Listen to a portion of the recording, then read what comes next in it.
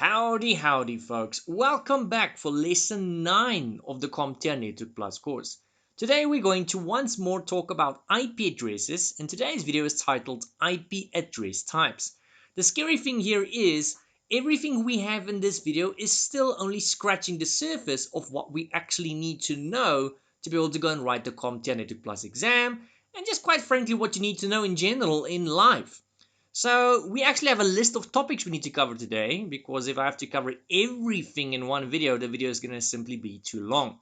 So I made a list here for us that we're going to cover today. The first topic is going to be private IP and public IP addresses. What the heck is that, and what is the difference between these two? We're going to be talking about the different classes of IP addresses you get, such as Class A, Class B, and Class C. What is that, and what is the difference? We're going to be talking about a topic called APIPA. Now, most people don't even know what that is, never mind how it actually works. And then lastly, our fourth topic, and well, I suppose this really is our last topic for this video, is Loopback IP Address. Now, this is something you might have heard of before in the A+ course, if you've done the A+ course, but maybe you haven't actually done it yet and you haven't actually seen it in force yet. So we're going to be talking about that as well. Alright guys, so before we jump into these topics, if you haven't done so already, remember to give the video a like, and if you'd like to know when the next lesson comes out in this course, remember to hit that subscribe button. Okay, so let me stop wasting your time and jump right into the first topic here, which is private IP and public IP addresses. Okay, so folks, I think let's start at the beginning. What is a private IP address? Well, a private IP address is an IP address you, your user, your client, or your device would have on the inside of your network. Yes, that's right, on the inside of your network. This could be inside your house, it could be at the office. On the inside of your network, in other words, inside the building, you have an IP address which is considered a private IP address. Now, it doesn't matter if you or someone configured that IP address manually, that would be a static or a fixed IP address, or if you or that user got an IP address via something like a DHCP server. It doesn't matter.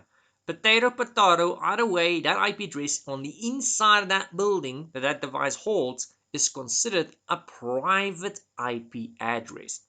Now, what is a public IP address? That is the IP address you, your user, or your client would have when they go out on the outside world, something like the internet, for example. So as soon as you, your user, goes to the outside world, let's say the internet, that device has a public IP address. So let's imagine for a moment this is your device. Maybe it's a laptop. So if you are inside your office or your home, you have a private IP address. This could have been configured manually, it could have been configured automatically, it doesn't matter. And as soon as you go through your router to the outside world, like the internet, you would notice you actually have a different IP address displayed on the outside world. Why? Well, there's many reasons for that. The point here is that IP address displayed on the outside to the world is your public IP address. But on the inside part of your network, you have what we call a private IP address. Now, to put this into perspective, I'm going to use a demonstration here that I did in lesson 2, if you guys have been following the series. It's not the exact same thing, but it's pretty dang close to the demonstration I did in lesson 2 of this course, which was Soho Networks, I think. Alright, so what we have here is a router. Now, this is the back of a router. Normal router that you would find in a small office or a home environment. You can see there on the left is a white port. That is your WAN port that you would connect to the outside world, to your internet. The 4 ports on the right is your normal Ethernet ports for your normal RJ45s that you would connect to your household laptop, your household desktops, that kinds of stuff. Now I'm going to draw a line down the middle of this router. I did the same thing in lesson 2. Why am I doing that? Because I want to try and demonstrate the outside and the inside part of this whole scenario. So on the left of this line, you can imagine that as the inside part of your network. In other words, inside your house or inside your office. On the right of this line, that is the outside part of your network. In other words, the internet for the most part. Now, the inside part of your network is considered private. So any IP address you have on the inside of your network, whether it's configured manually, whether it's configured automatically, it doesn't matter. Any IP address on the inside of your network is considered a private IP address because it's on the private side of the network. Any IP address on the outside, you can probably guess what it's going to be called, is a public IP address because it's on the public side. All right. Now, what I'm going to do here for you guys, just to make it a little bit easier to understand, just to really paint a picture here, so to speak, I'm going to drop some pieces here on the left-hand side, on the inside of my network. So I'm going to go and drop 1, 2, 3 computers, for argument's sake. I suppose I could have dropped a fourth one, but I'm running out of space here, quite frankly. So we've got 3 computers here. That's on the inside of my network. On the public side, well, what is that? That is the internet. So I'm going to go and drop a random globe here, which is for argument's sake going to represent the internet as we know it. Now, yes, I know this is not up to scale, so sue me. This is just to try and more or less explain to you how the concept works. Now, what is missing here? We're missing IP addresses. So the router itself will have an IP address. I'm going to keep it simple. I'm going to make it 192.168.0.1 with a side notation of 24. That is something we still need to explain in a different lesson in a different video. So the side notation actually tells us a lot of things. It tells us what the subnet mask is. It tells us what class IPs we're working with, etc., etc. There's a lot of things. So in this case, the subnet is 222.55.0, normal class C network. Now we are going to somewhat touch on classes in this specific video, fortunately for you guys. Okay, so on the left-hand side, each of these machines we have here also obviously needs an IP. So I'm going to keep it simple. I'm going to keep it to 192.168.0. something. So the first one's obviously going to be .4. The second computer here is going to be .5 at the end. And the third computer here is going to be .6 at the end. Now the internet obviously, I suppose I'm going to have an IP address there as well. Now what a lot of folks don't know is when you go onto the internet, your IP changes. And if you have more than one device inside your network, yes, each of these devices has their own unique private IP address. But when they go through your router to the outside world, in this case the internet, all of those devices actually share the same IP address. So here we have got 3 computers. They might be in the same house, they might be in the same office, but as soon as they go through that router, their IP is going to be the same. They will share the same IP. You can basically imagine them being shoved into the same pipeline here is what's going to happen. So as you guys can see, we all have their own little unique cable here going into the router, and they all have their own unique little private IP address on the inside of the network. But as soon as these folks or these users go out to the outside world, so to speak, it's all the same pipeline, it's all the same IP address. There's many pros to that, there's many drawbacks to that, not something we're going to discuss in detail today. But some things I can mention off the top of my head, which is not going to be too complicated at this point in time, is if I were to go and do something naughty on some sort of public forum somewhere, what are they going to do? They're probably going to suspend me, block me. And one of the most common ways to do that on most websites is to block a user's public IP address. Okay, great stuff. They've blocked me. But guess what? When someone else in my network, who's sharing the same public IP as me now, goes to that same public forum, guess what's going to happen? It's going to tell that person they are blocked, and they're going to be very confused. They're going to squint their eyes, they're going to scratch their head and wonder what the cheese is going on here. I've never even been on this website. How can I be banned or blocked? It's because someone else was up to no good. So it kind of reminds me of high school or in school when one kid didn't want to do his homework and teacher would basically go and punish the whole class now. Okay, guys, Fred didn't do his homework, so guess what? Everybody's going to get extra homework today. Gee, thanks, Fred. So that's pretty much what this reminds me of is, back in the school days. I don't know if they still do that in schools, but it kind of reminds me of that.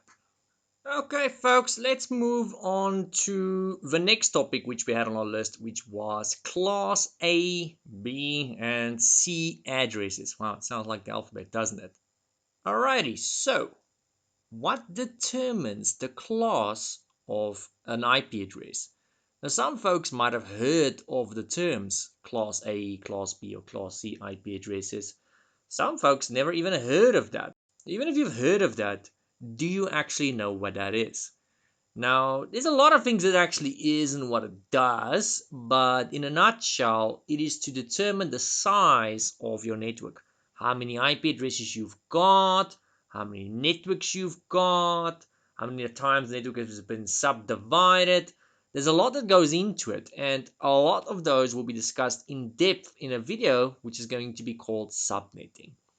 Now, what determines the class of an IP address? Many things, one of which is the subnet mask.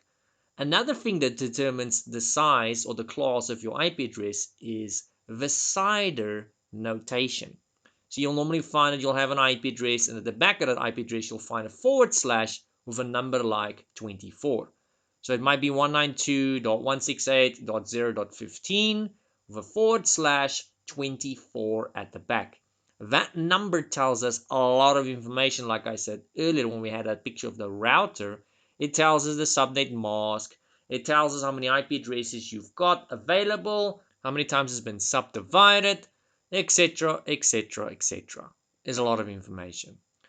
Okay, and then on the right, we've got a picture for you guys. At the moment, it's pretty default. It's blank. You'll see it says obtain an IP address automatically. Now, that's as default as it gets. So it's blank for the moment, but that's going to change soon. Not just yet. So we'll get to that in just a second. Okay, so let me give you guys some examples of the different types of classes you get. So first of all, we get Class C, which I suppose is pretty much the most common kind of IP address you guys will encounter. Now, what does a Class C IP address actually look like? They generally tend to start with 192.168.something.something. Now, it's not set in stone that's going to be 192.168. It's just normally that's what they will look like. So if you see a 192.168, that's most likely going to be a Class C IP address. Then we have Class B. Now, Class B IP addresses normally tend to look something like 172.16.something.something. Once more, not set in stone, but generally if you see an IP with 172.16.something.something, that normally means it's a Class B IP address. If you have a Class A IP address, well, obviously it's going to look different once more. It's going to be 10.something.something.something. So in the exam, what can you expect to find? They will give you an IP address of some kind, and they will ask you, what kind of IP address is this? Is it Class A, Class B, Class C? Is it a public IP address? Is it a private IP address? Is it an APIPA IP address? Is it the Loopback IP address? They love asking questions like that in a Network Plus exam. Now, what you could possibly also encounter is they'll say, which one of the following is an example of blah, blah, blah. So, for instance, which one of the following is an example of an APIPA IP address? Which one of the following is an example of a Class B or a Class C or a Class A IP address? Which one of the following is a public IP address? Which one of the following is a private IP address? They are going to ask it in all kinds of ways like that, so you need to know this off by heart. I cannot emphasize enough on how important it is that you understand IP addresses, what they are, the different kinds you get, and the differences between them. So you need to know what a Class C IP address looks like. So it's 192.168, Class B is 172.16, Class A is 10 dot something. All three of those are considered private IP addresses. So that is still something on the inside part of your network. Something else you guys should know is the class, as we've said before, determines the size of your network. Class C, which is pretty much the most common you get, is the smallest kind you get. So that's about 256 IP addresses you will have available. That's now if you use the full Class C. Once more detail on this will be provided to you guys once we get to the subnetting videos. So for now, 256 IP addresses are available, of which 254 are usable. Generally, you cannot use the first one or the last one in the normal network. And if we look at something like Azure or something like that, there's probably going to be even more IP addresses reserved. Normally there's like 4 or 5 reserved for all kinds of shenanigans. But in the average network, the first and the last IP is normally reserved for things like broadcast and network. Now looking at class B, much bigger network, so that's approximately 16,000 odd IP addresses, it's a little bit more than that. Class A is approximately 16 million IP addresses, a little bit more than that, but this is just to give you guys an approximate number. Once we get to subnetting, I will give you the exact numbers you need to know. Now getting back to our little picture here on the right hand side, I mean I've kept you guys waiting long enough. At the moment it's on automatic.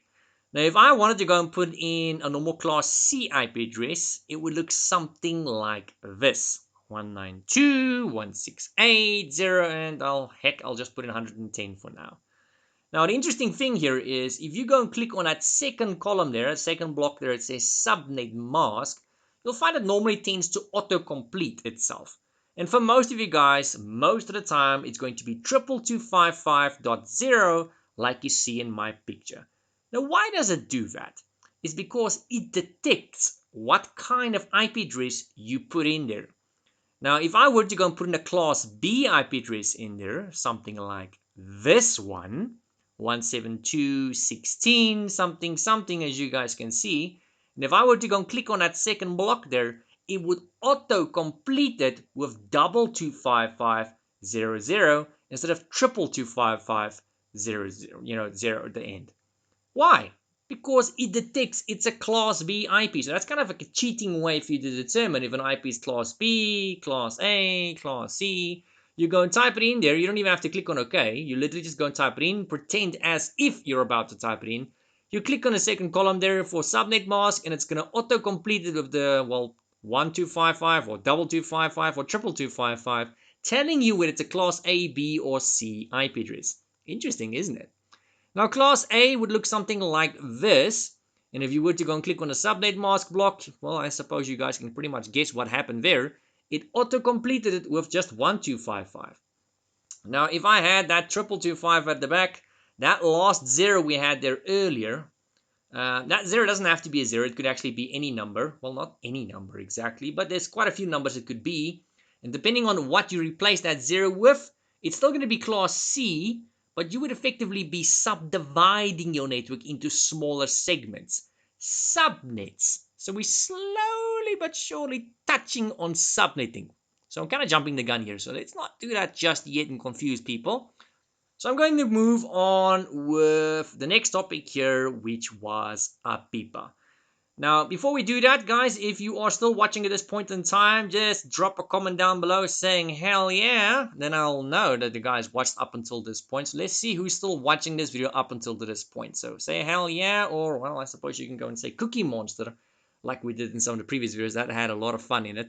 Okay, so enough horsing around. Let's get straight to it. What is APIPA?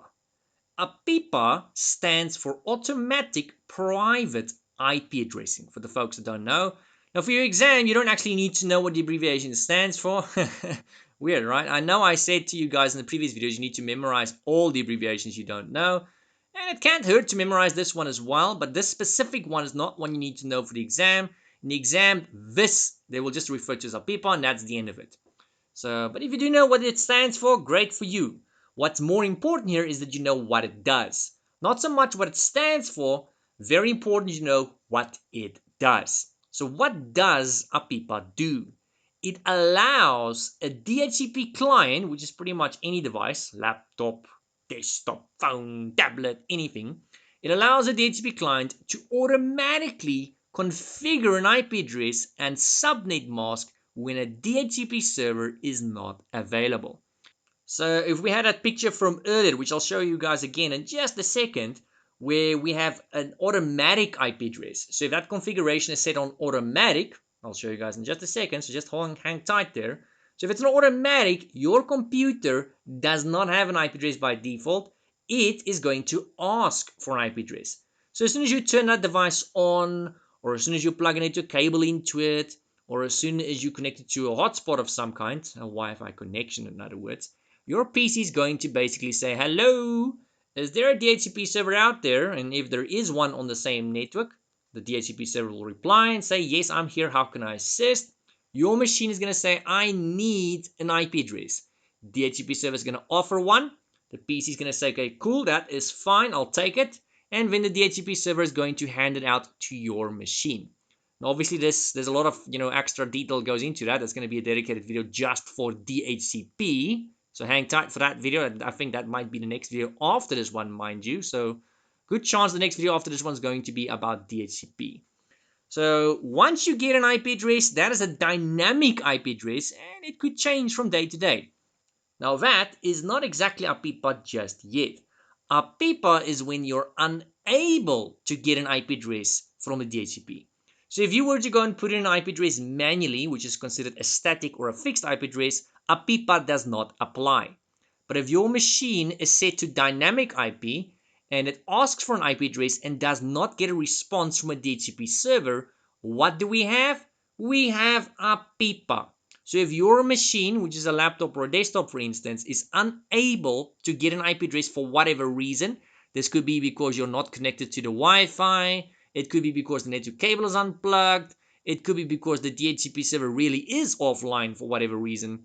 Whatever the reason might be, the point here is if the machine is unable to contact the DHCP or get an IP from the DHCP because it's run out of IP addresses, yes, that can actually happen, folks. What happens then? APIPA happens. Your machine does get an IP address. It looks slightly different though. It normally looks like a 169.254.something.something. So when you see an IP address that's 169.254.something.something, that is an example of an APIPA IP address. Which brings us to the next topic here. What does APIPA look like? So before we show you guys that, let me just quickly show you guys this picture which I promised you. So that, you can see it says obtain an IP address automatically. That is the default setting for laptops and desktops, which means your machine is going to ask for an IP address from a DHCP server. This DHCP server could be built into your router for your company or household. So if it's a small house or a small company, it's probably going to be dished out via your router.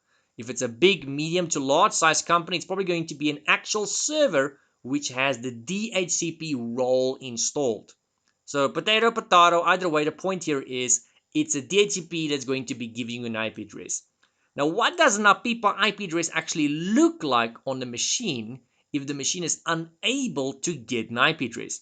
So what I've got open here for you guys is a picture I took of command prompt. And in command prompt, I ran a simple command that says ipconfig, which shows you your computer's basic IP or networking configuration. And normally I would see something like 192.168.something.something. But in this case, what do we see there under IP version 4? We see 169.254.something.something. So if it starts with 169.254.something.something, that, my friends, is an APIPA IP address. So if you see that on a machine, it means that machine has got a dynamic configuration. It needs an IP from a DHCP and it's unable to get one for whatever reason. So if you have a user or a client, or this could even be yourself, if the machine is unable to contact the internet, let's say you can't load a page, or you can't ping Google, or you can't ping anything on the internet for that matter, go and check what your IP address looks like. If you see 169.254, that means you don't have an IP address. If you don't have an IP address, you can't access the internet, folks. Alright, enough of that. This video is getting too long, so let's move on to our last topic which we had on our list, which was loopback IP address. So what is a loopback IP address? A loopback IP address is a special IP address which looks like 172.0.0.1. It's reserved by Internet for use in testing network cards. So this is an IP address, a special IP address obviously, that's going to be used for you to test your network card, to test your TCP IP stack on your computer to see if it's working properly. There's a lot of things it does. So you can go and check if your network card is working. You can go and check if, well, pretty much everything's working. This IP address corresponds to the software loopback interface of the network card, which does not have hardware associated with it and does not require a physical network connection to a network. The loopback address allows for a reliable method of testing the functionality of an Ethernet card and its drivers and software without a physical network. It also allows information technology professionals to test IP software without worrying about broken or corrupted drivers or hardware. Now, what does it look like when used? Here's a nice little picture for you guys so you can see what it actually looks like. So all you need to go and do is you open command prompt on the machine, you type in ping, normal good old-fashioned ping, space, and instead of typing in the destination's IP address or name, you're going to be typing in this special IP address, which is 172.0.0.1. So I'm basically pinging myself. It's a good way for you to go and test if your network card is working or not. So if you suspect your card is maybe malfunctioning, or if you suspect, one of your users' cards might be malfunctioning, this is a good way for you to go and test that to see if the card is the problem or if the problem is something else on that machine. So it's used for testing purposes in most cases. So if you were wondering what was used for, it's generally used for testing things. And one of the main things I personally use it for is to go and test if a network card is working, if I suspect that card might have failed. Okay, folks, we've reached that point in the video. So if you've enjoyed this video or if you've learned something, please show me that by giving the video a like. And then obviously, like usual, if you want to know when that next lesson comes out, which I suspect in this case is going to be the DHCP video, remember to hit that subscribe button, preferably with the notification bell. Lastly, guys, want to give a special shout out and thank you to the channel sponsors. So we've got a few Patreon sponsors and we also have a PayPal sponsor. So special thank you to the channel sponsors for making this video possible. And if you guys also want to sponsor my channel so I can make more videos like this, you can find all of that information in the video description down below. Alright guys, stay frosty. See you on the next video.